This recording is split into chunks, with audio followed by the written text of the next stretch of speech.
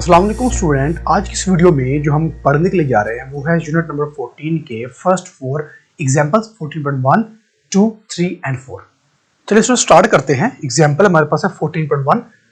इसको मैं direct solve कर लेंगे क्योंकि गिवन जो रिक्वायर्ड फार्मूला सॉल्यूशन वो हम ऑलरेडी न्यूमेरिकल में पढ़ चुके हैं और आपने उसी पैटर्न के साथ इसको सॉल्व करना है। तो 14.1 में वो कह रहा है कि हमारे पास एक वायर में से चार्ज जो गुजरते हैं वो है 0.5 कूलम और जो टाइम उसको रिक्वायर्ड होता है वो है 10 सेकेंड। वो अगर आप बताएं उस वायर में करंट कितना पास करेगा, तो सिंपल करंट का फॉर्मूला हम लगाएंगे और वो होता है I = Q/T। तो इसमें वैल्यूज हम पुट करेंगे। Q हमारे पास है 0.5 और ये हमारे पास है 10, तो ये हमारे पास आ जाएगा 0.05 एम्पेयर। ठीक है, इतना करंट उस वायर में से पास करेगा। नेक्स्ट हमारे पास है 14.2। 14.2 में वो ये कह रहा है कि हमारे पास एक वायर है और वायर की जो रेजिस्टेंस है हमारे पास, जो हम उसको वोल्टेज प्रोवाइड कर रहे हैं वो है 60 वोल्ट और उसमें जो करंट फ्लो कर रहा है वो है 2। वोल्टेज जो हम प्रोवाइड कर रहे हैं वो 60 वोल्ट है और जो करंट उसमें पास कर रहा है वो 2 एम्पेयर है। अगर आप बताएं इस वायर की, इस कंडक्टर की रेजिस्टेंस कितनी होगी, तो सिंपल हमारा फॉर्मूला का फॉर्मूला है V = IR। ठीक है, तो वैल्यूज पुट करेंगे, हमें R चाहिए तो ये बन जाएगा V/I = R। इसको रीअरेंज करेंगे तो R = V/I। तो R = V हमारे पास है 60/I, I हमारे पास है 2, तो R हमारे पास आ जाएगा 30 ओम। ठीक हो गया। नेक्स्ट 14.3।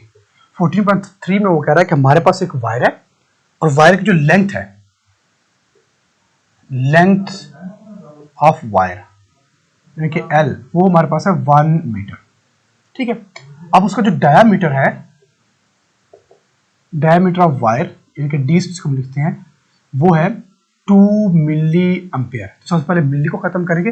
मिली का मतलब क्या होगा, 10⁻³ 2 × 10⁻³ और साथ में ये मीटर। ठीक हो गया। लेकिन एक चीज याद रखें, ये कॉपर की वायर है, ये है कॉपर वायर। कॉपर वायर की जो स्पेसिफिक रेजिस्टेंस होती है वो होती है 1.69 × 10⁻⁸। एक चीज याद रखनी है, हर मटेरियल की जो स्पेसिफिक रेजिस्टेंस होती है वो स्पेसिफिक होती है। कॉपर है तो 1.69 × 10⁻⁸। कॉपर है तो 1.69। अगर यहाँ पर आयरन होता तो ये कुछ वैल्यू और होती, स्टील होता तो कुछ वैल्यू और होती। अब जैसे जैसे मटेरियल चेंज होता जाएगा उसकी स्पेसिफिक रेजिस्टेंस भी चेंज होती जाएगी। तो हर मटेरियल की जो स्पेसिफिक रेजिस्टेंस होती है वो डिफरेंट होती है, वो स्पेसिफिक होती है। क्लियर? इसलिए कॉपर की स्पेसिफिक रेजिस्टेंस आपको याद होनी चाहिए। अब वो कह रहे हैं रेजिस्टेंस निकाले, इस वायर की रेजिस्टेंस क्या होगी। तो रेजिस्टेंस का सिंपल सा फॉर्मूला है ओम्स लॉ वाला, V = IR। तो इसमें वैल्यूज पुट कर देते हैं। नहीं पुट हो सकती, क्यों? क्योंकि देखिए इसमें V है और I है, तो क्या V गिवन है? नहीं। I गिवन है? नहीं। तो ये वाला फॉर्मूला हम लगा ही नहीं सकते। तो अब हम फॉर्मूला लगाएंगे इस पर स्पेसिफिक रेजिस्टेंस वाला, जो कि हमारे पास ऑलरेडी गिवन है। तो वो हमारे पास फॉर्मूला, ये हमने टॉपिक पढ़ा है फैक्टर्स अफेक्टिंग रेजिस्टेंस के टॉपिक में फॉर्मूला पढ़ा है R = ρL/A। ठीक है, इसको क्या देखिए, नंबर 1 रो तो हमारे पास ये है, लेंथ हमारे पास 1 है, area area wire, copper wire का एरिया, तो वो तुम्हारे पास है नहीं, तो हमें पहले एरिया निकालना पड़ेगा। तो एरिया निकालने का फॉर्मूला हमारे पास होता है πd²/4। ये फॉर्मूला याद रखना है। तो वैल्यूज पुट कर देते हैं 3.14 और डी हमारे पास है 2 × 10⁻³ का स्क्वायर, क्योंकि डी स्क्वायर है ये, इसलिए मैंने स्क्वायर ले लिया, /4। तो ये हमारे पास आ जाएगा, जब इसको कैलकुलेट करेंगे 4 कैंसिल आउट हो जाएगा, पीछे बचेगा 3.14 × 10⁻⁻6 मीटर स्क्वायर। ठीक है, ये हमारे पास एरिया आ जाएगा। चले, हमें चाहिए रेजिस्टेंस। ये वाला फॉर्मूला दोबारा पकड़ते हैं, इसमें वैल्यूज पुट करते हैं।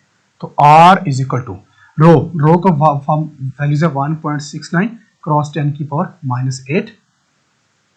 लेंथ हमारे पास है 1/A, एरिया हमारे पास ये जो हमने निकाला है, तो ये 3.14 × 10⁻⁶।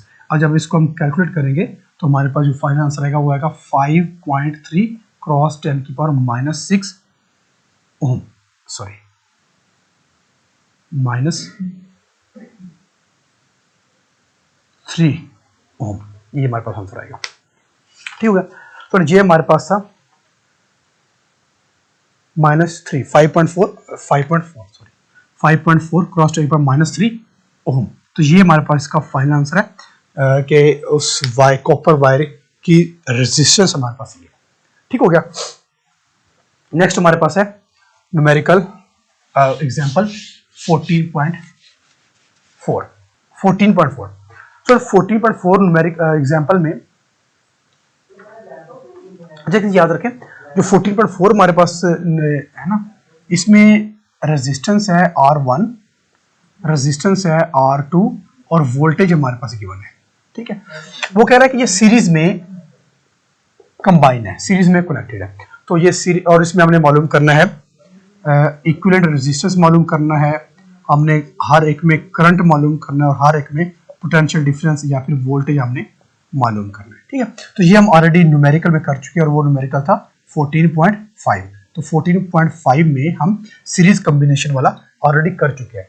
तो बिल्कुल आपने वैसे ही करना है, that's good easy. Equivalent resistance कैसे निकालें, फार्मूला लगाकर करंट कैसे निकालें और वोल्टेज कैसे निकालें। ठीक है, तो सर ये थे हमारे न्यूमेरिकल एग्जांपल। अगर इनसे रिलेटेड कोई क्वेश्चन है तो आप पूछ सकते हैं।